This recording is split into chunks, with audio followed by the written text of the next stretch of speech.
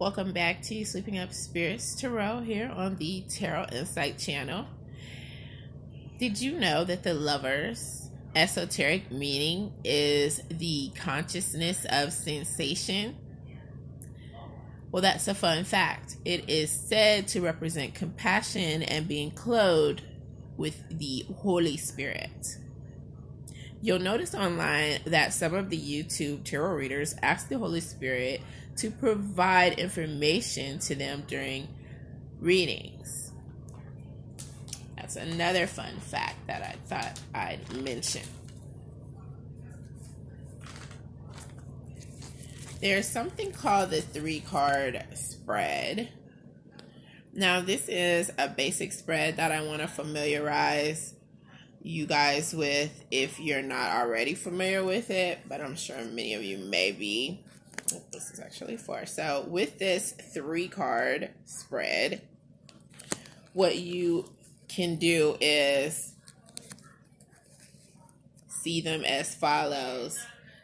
This first card is the mind. It represents the mind. It can also represent the past and the background of something that's going on. The second card is the body. It represents the body, the present, and the problem itself. And the third card can represent the spirit. That's one way it's viewed. It's also viewed as the future or the advice card.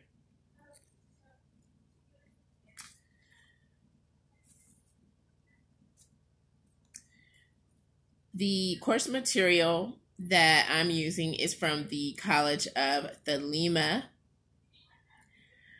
the Second Order of the Golden Dawn, and it will help to explain the Hebrew lettering found on the cards themselves and much, much more if you take a look at it. There's a great deal to learn when you talk about in-depth study of the tarot. The course material that goes along with my class touches on the 22 letters of the Hebrew alphabet and the 10 Sephiroth or categories of the 4 world manifestation, the major arcana, which consists of 22 trumps, addis or keys,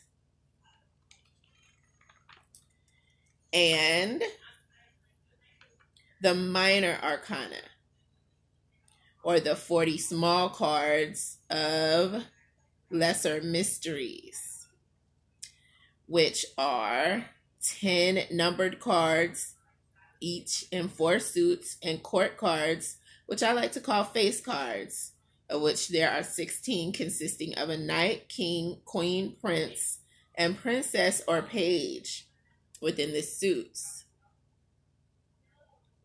Swords represent sun, S-O-N, vibes, and air, yet Zyra, the formative world that is astral and psychological.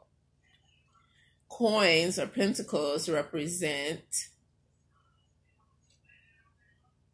they're also regarded as discs for the purpose of this presentation and in history. The coins or pentacles represent daughter energy, earth energy, Asaya, the world of action, the physical and material.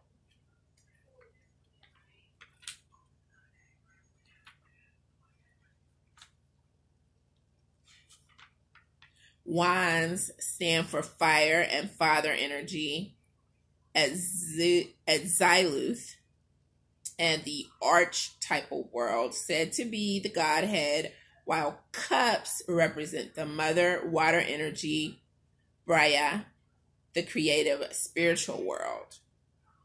The tarot is said to be a way to understand the principles related to problem solving. And that's a little bit more of the background that I wanted to touch on. And I'm just going to go into depth a little bit about the different suits. You can choose to look at the suits if you have a deck with you on deck. The Five of Wands indicates strife. The Six of Wands indicates victory. The Seven of Wands indicates valor.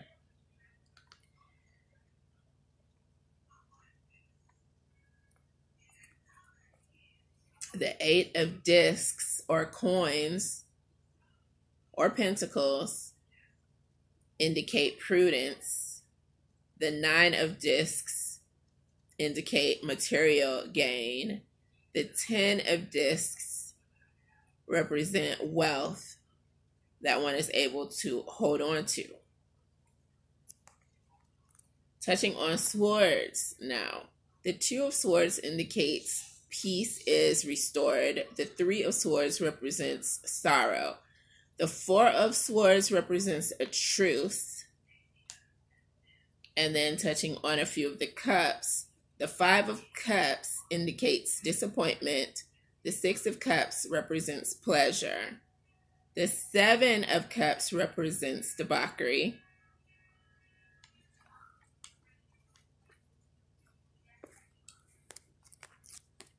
The Eight of Wands represents swiftness. The Nine of Wands represents being strong. The 10 of Wands represents oppression. The Two of Discs represents harmonious change.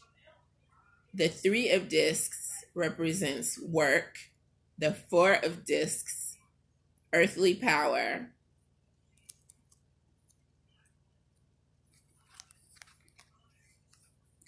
The Five of Swords represents defeat. The Six of Swords represents science. The Seven of Swords represents futility.